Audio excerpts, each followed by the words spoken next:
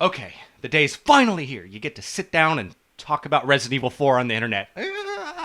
Okay. Let's try not to make a massive fanfare. Let's just take a deep breath and calmly get into your opinions like this is just another review.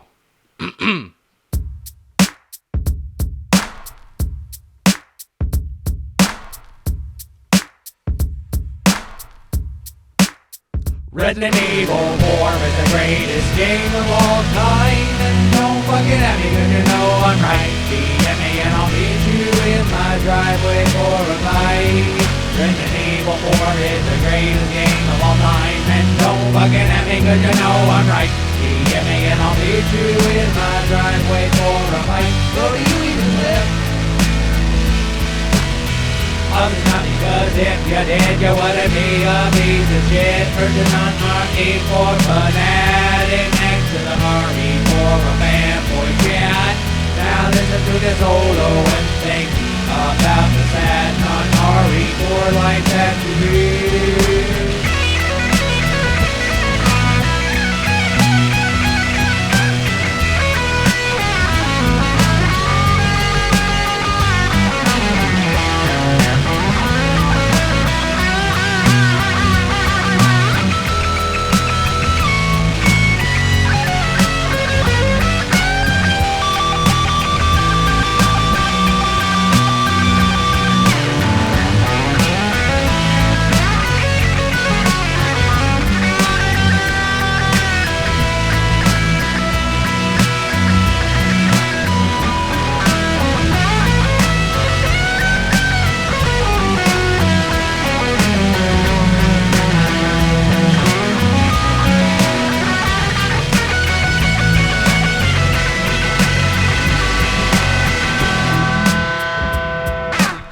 Now, you may have noticed that with these reviews, I like to keep them sort of short, mainly under 10 minutes if I can. Part of this is for brevity's sake, because I know from editing these videos that listening to me drone on for 10 minutes would be against the Geneva Convention if it were used against prisoners of war. But keeping things concise is the only way I can put these out on a weekly schedule along with the other projects I work on. Since I thought it would be fun to open this review with a musical number, that wasted a good chunk of my time already. Plus, I could genuinely sit down and talk about Resident Evil 4 for hours on end and still keep coming up with things to spew on about. So in order to spare both your sanity and my sleep schedule, I'm going to do this in parts where I break down the big stuff into all the little stuff about the game that I think makes it the GOAT. All of which is fresh in my head after powering through it for the 512th time over the weekend. Got it? Alright, let's go. Part 1. An art piece crafted from loving determination. Resident Evil 4 had a very long development cycle. It was announced in its first capacity in 1999 and underwent 4 versions that were in different stages of development when they got canned. While it didn't take on the name Resident Evil 4 until 2001 in an official capacity, it was originally announced as a sequel, so people were probably assuming it would end up being Resident Evil 4. This came at a time when Resident Evil fans were just coming out of the original trilogy, and it would be just a little while before Code Veronica released. But Resident Evil games had fallen into a routine. Fixed camera, pre-rendered backgrounds, tank controls, shotgun, grenade launcher, many of the same protagonists, stuff like that. Even though Resident Evil was the game that popularized all this, fans of the series were looking for something new. Beyond that, the popularity of Resident Evil had created many spin-off series, from Capcom's own Dino Crisis series that was also the work of Shinji Mikami, the father of Resident Evil, to games like Blue Stinger, Parasite Eve, and obviously Silent Hill. People who liked these kinds of games weren't hurting on new experiences to play, and this only continued into the early 2000s. There was the aforementioned Code Veronica, as well as Resident Evil Outbreak File 1 and 2 just in the series alone. There was even an X-Files game made in this style. Maybe I'll take a look at that one day. Point being is that Resident Evil really needed a change to keep things fresh. This was such a priority at first that the team got to work on a game that was more action-focused and gothic, but this idea was eventually scrapped for being too far of a departure. Shinji Mikami loved it though and pushed Capcom to finish it and release it as a new IP, which eventually became Devil May Cry. So not only did Resident Evil 4 turn into what it became, but it helped spawn one of the greatest games of the 2000s. After this, it was decided to go back a little bit more towards the spooky stuff while trying to figure out how to make it feel new. This led to the next several builds that were eventually scrapped. First off was the Fog build, which was the one in production when the game was officially announced in 2001, and roughly already halfway done. This was going to have something to do with Leon getting the Progenerator virus injected into him and having his left hand be in one of those idle hands situations for anyone who gets that reference. There was supposed to be a superhuman dude named Tony Redgrave of all things. Unfortunately, the big bad that they had planned for this version was some black cloud with tentacles like Scott the Engineer was wrestling with an octopus.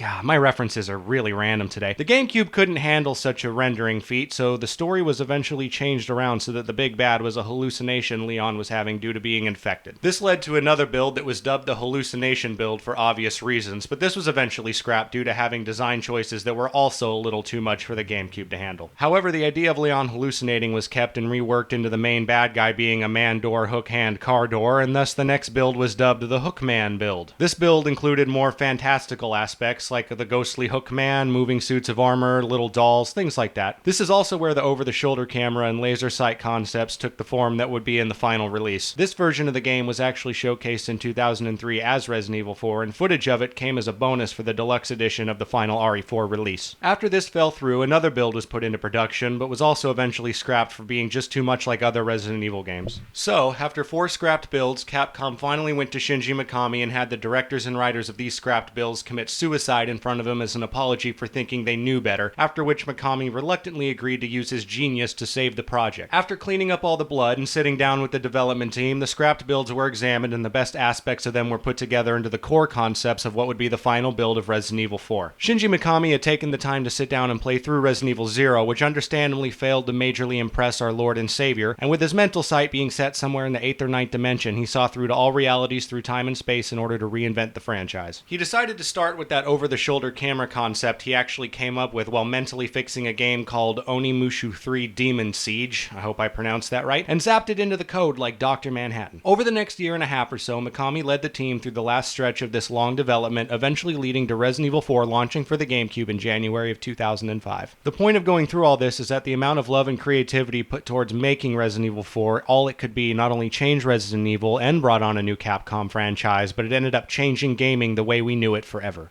Part 2. Game Design for a New Era. Now, some of you fucking Zoomers might not understand what this next sentence actually means, but before Resident Evil 4 came along, third-person action games were often clunky and mostly arcade-style games or Max Payne-style stuff. Not to say that Max Payne-style stuff sucks at all, but it was sort of limiting to what third-person action games could do. Shooters worked well, as did platformers, with games spawning from the Army Men series to Jedi Outcast to Prince of Persia. Still, the standard third-person design hadn't changed in well over a decade, and there were attempts to change up the third-person formula, sure, but most of them ended in failure. The first-person perspective had already received its 2 biggest overhauls during the 3D era by 2001, the first being Half-Life in 1998 with its revolutionary method of storytelling and environment design, and second being Halo coming to consoles and creating a formula that made FPS games playable on consoles without needing to be qualified by the statement, great for a console FPS. There were even developments with second-person gameplay with Siren if you want to count it. Up until Resident Evil 4's release, the third-person camera hadn't changed much since Super Mario 64, and Resident Evil 4's over-the-shoulder camera design changed how game designers looked at the medium of video games. Without Resident Evil 4, there would be no Gears of War, no Uncharted, no Dead Space, no Spec Ops: The Line, no Alan Wake, no Dark Sector, no 50 Cent Blood on the Sand, no The Last of Us, nothing. Hell, even Bethesda games from Fallout 3 forward adapted this camera system instead of using the older third-person style camera that they had for all their 3D games beforehand. People have even gone back to like Elder Scrolls 4 Oblivion on PC to mod it so the third-person camera angle is changed into this new style. This isn't just a style that was used for a few years afterwards because it was the hot new thing. This is a format that game developers still continue to use as a baseline for the third-person action game because it neither needs to be improved nor can it be. So next time you spend an entire weekend playing 30 straight hours of Skyrim, or consider acts of domestic terrorism because Spec Ops: The Line turned you against the government, remember to take the time to appreciate the work of art that inspired it. Part 3. Conveyance and the Art of Tutorial Design. Getting into breaking down the game itself, Resident Evil 4 has one of the greatest tutorials of any game ever made. Once control is handed to the player, you have an area to test your controls. After getting used to how Leon moves, you hold down the aim button to test how the aim controls work, and you notice a couple crows in front of you that the player will most often shoot at. Upon killing a crow, it'll drop money, teaching players to aim for crows. Next, you step into a house to fight a single enemy before leaving the house and fighting 3 enemies at once, getting you used to dealing with crowd control. Immediately afterwards, there's a save point in a shed with several crates that you'll learn to break with your knife to obtain items. Directly following this, you take a brisk brisk walk down a backwoods path to a village, and along the way the game will teach you everything you need to expect to be thrown at you. This involves warning signs, traps you have to defuse, enemies the game will hide from you to teach you to check every nook and cranny, and if you experiment some, you'll learn the art of both knocking enemies down with shots to the knee and then finishing them off with a couple swipes of your knife, and closing the gap after staggering an enemy to kick them back and also shove back any other enemies that are near them. After giving you a few minutes to walk this path and get used to the basic mechanics, the game immediately throws you into the second half of the tutorial, which involves fighting off an endless wave of enemies in the main part of the village until a timer runs out. This involves not only trying to stay alive with little more than a pistol and a shotgun with a small amount of ammo against an unending army, but everyone's favorite chainsaw-wielding one-hit kill. You get used to fighting the chainsaw guys as you go through the game, but this first one will kill you a couple of times. By the time you finish this tutorial, you will have experienced the core of both types of gameplay the game has. The first being the quieter moments, moving through the parts of the environment, solving puzzles that the first part of the tutorial walks you through with traps and handling only a couple of enemies at a time, and the second being the combat-heavy section where the game locks you into an arena and expects you to fight off dozens of enemies while solving puzzles. Also, how the combination of herbs work. By combining one of all three color herbs, the player can create a health item that raises their overall health bar. If you play the game properly, you'll have all three of these herbs by the end of the village section of the tutorial. So besides a couple of things that are introduced a little bit further on for pacing's sake, like the merchant and the enemies with parasites, this game teaches you everything you need to know in order to play it in the first 15 minutes without you even realizing it because you're so into the game. That level of conveyance is an art, my friends, and up until this point hadn't been seen in this capacity. This is like Super Mario 64 having the outside of the castle area to get used to the controls of this new 3D thing, combined with the brilliance of Mega Man X's tutorial on how that game works. It's highly unlikely to me that I'll ever play a tutorial this perfectly designed again. There are very few games that can teach you how to play them in one level without you realizing it, and Resident Evil 4 managed to do so while also changing the way video games are made.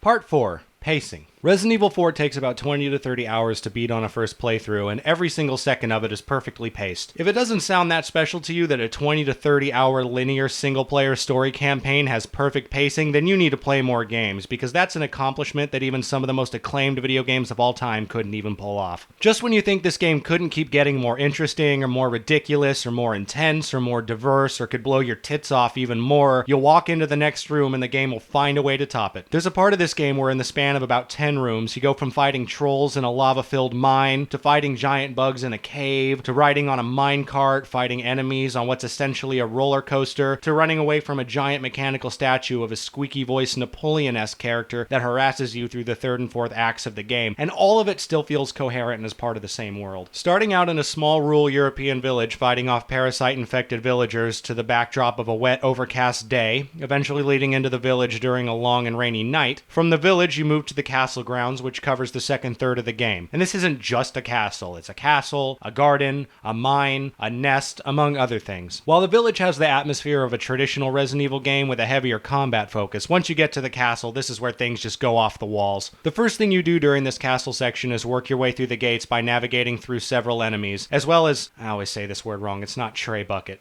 Trebuchets that are firing flaming balls at you while you try to raise a cannon to blow up the gate. From there you move forward to engaging new types of enemies that require different strategies to kill. From hitting them in the back, to using specific types of weapons and grenades to officially take care of specific enemies, to learning how to use Ashley's help to solve puzzles during the thick of combat, to learning how to handle crowd control with all the new types of enemies the game throws at you. Every room you walk into feels unique. Every new enemy type that gets thrown into the fray will usually get you at least once. This game knows exactly when to add tension and when to follow it by release like a beautiful composition. After finishing up with the castle grounds, you'll move on to the final part on the military base, which is where the game faces you down with the do or die challenge. There'll be a couple of parts in the village and in the castle that'll throw you for a loop and you'll need to get a few goes in to get it down. But once you hit the base, the game makes it very clear that if you haven't mastered the movement and combat by now, you better figure it out quick or go back to Rugrats to search for Reptar, because this is the kind of shit that'll put hair on your chest. The basic enemies get helmets and stun batons. The game sends bullet sponges with chain guns attached, and armored enemies with war hammers. The regenerators with spikes that impale you and drain your health bar. The regenerators with parasites you can only reach by getting behind them if you don't have explosives, shit like that. You may notice that I mentioned the regenerators a few times there, because the regenerators are a genuinely difficult and horrifying enemy that I still get freaked out by to this day. I can honestly remember from my first playthrough over a decade ago getting past the castle and thinking that this must be the end because it's been 20 hours and I was convinced the game couldn't do anything but drop off from there. However, the military base goes from 0 to 60 so fast and somehow manages to keep that level of intensity for the last 4 or 5 hours of the game. There isn't another game on this earth that accomplishes what Resident Evil 4 did on this front. This game is a constant adrenaline rush from the earliest parts of the village up until the moment the final cutscene starts. The reason for this is because of the way the combat is set up. In order to keep the same level of intensity and fear as the old school Resident Evil games while changing up the gameplay, they made one decision that really drove this home. You can't move and shoot at the same time. I have met a few individuals who are undeserving of the loving radiant light that is Resident Evil 4, having mentioned that they don't like the fact you can't move and shoot at the same time because they've been, quote, spoiled by newer games, and if they're extremely audacious, newer games that fixed this. These people are entitled to their opinion under the basic human right of free speech, but under that same umbrella, I'm allowed to express that said people are objectively wrong and dead to me. While I understand that the appreciation of art is almost universally subjective, in this particular case, it's the failing of the player, not the game. Part 5. Infinite replayability. Resident Evil 4 is infinitely replayable. This is also an objective fact. The main campaign alone is enough to solidify this, but because this is the GOAT, they also added a couple bonus campaigns that are also a blast to play through. Plus Mercenaries mode, which is so fun you'll want to dump tons of extra time into it with every version you own. The combat in and of itself is so satisfying it'll keep you coming back, but that's just one aspect of what makes this game worth playing over and over again. The pacing, the level design, the creativity, the enemy design, the variety, you name it. Plus, you unlock new weapons for beating the game that you can buy in the New Game Plus mode, including an infinite rocket launcher and an infinite machine gun that fires 45 Magnum rounds. If you beat the game again on professional difficulty, then you'll unlock a giant laser death cannon that I love playing through the game with. So not only would you want to replay the game over and over again because it's amazing, but you'll want to replay it over and over again because it rewards you for playing it over and over again. Plus, once you've taken a save file and maxed it out, it feels rewarding to go back and max out another save file all over again. In my opinion, this is my desert island game. If I could only have one game at my disposal for the rest of my life, this would be it. If we ever launch a third Voyager craft, there should be a playable copy of Resident Evil 4 on there. It's that important to the artistic evolution of mankind.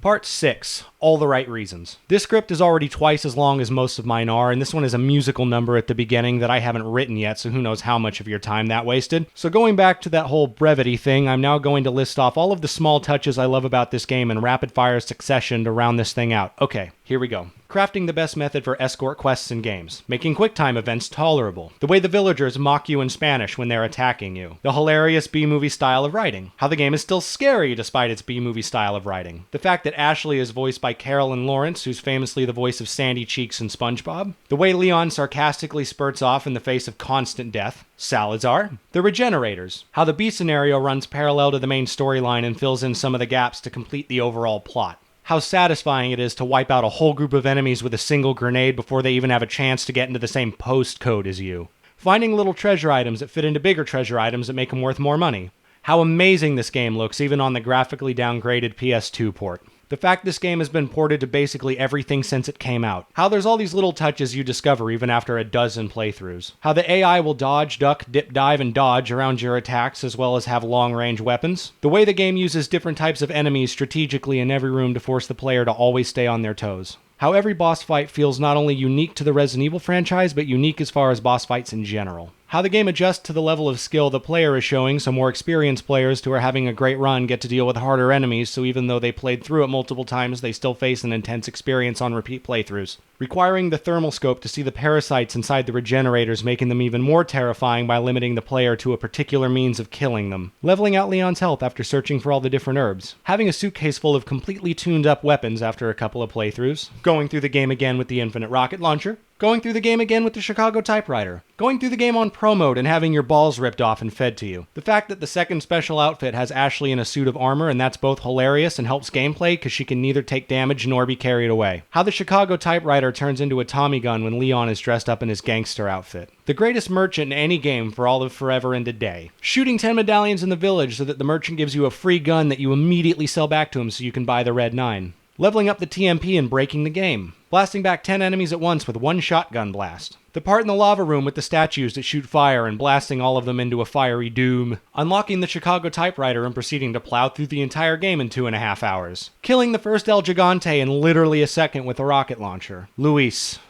My sweet Luis. The Krauser fight is the greatest multi-stage boss fight of all time. Once again, don't at me. How there isn't a single second in the entire last act of the game where you can take a breath. Chopper Mike. Setting the standard for next-gen graphics before the next gen even came out. How you can cheese through the village fight by standing in the watchtower and waiting just for funsies. Having a level take place on a moving fucking minecart. Fitting perfectly at all times with the song Back in Black, the same way Gears of War works at that Hootie and the Blowfish cover of Hey Hey What Can I Do? Trust me, it works. Being literally such an adrenaline rush that it's better than bareback and bitches. Being so much fun that it can distract you from your world crumbling around you the way Adam Sandler used Shadows of the Colossus and Reign Over Me. Getting turned on watching Ashley handle that heavy machinery during that section in the bass. Getting turned on by the merchant's accent and Marilyn Manson looking eyes. How organizing your weapons case feels so freeing and so satisfying. Fine-tuning every enemy encounter for precision. How fun the game feels to play through when you're hammered. The fact that the jet ski key has a little teddy bear on it. How the final boss fight feels contained and is easily conveyed to the player but still manages to incorporate every skill the game taught you, from timing to platforming to using your environment down to your aiming skills. How the dynamic of your playthrough changes depending on how you choose to allocate your funds. Shooting the water for the first time. Saving all the parasite-infected enemies for last so you can kill 4 or 5 at once with a single flash grenade. Cleaning out an entire room full of difficult enemies with one well-placed rocket launcher round, getting such a good score on mercenaries that I can feel my balls grow a couple of inches in diameter, and last but not least, not to forget, the no way fag meme. Even that all covers just enough about how creative and fun this game is for me to feel like I did the closest thing I could to a complete review. I'm certain that I'll think of more things as soon as I go to sleep tonight after the voiceover's been recorded and edited. Still, going back to the whole Geneva Convention thing I mentioned earlier, I think I'll leave it at that. If you've played through this, you know what I mean, and if you haven't, there is literally no excuse not to. It's on everything.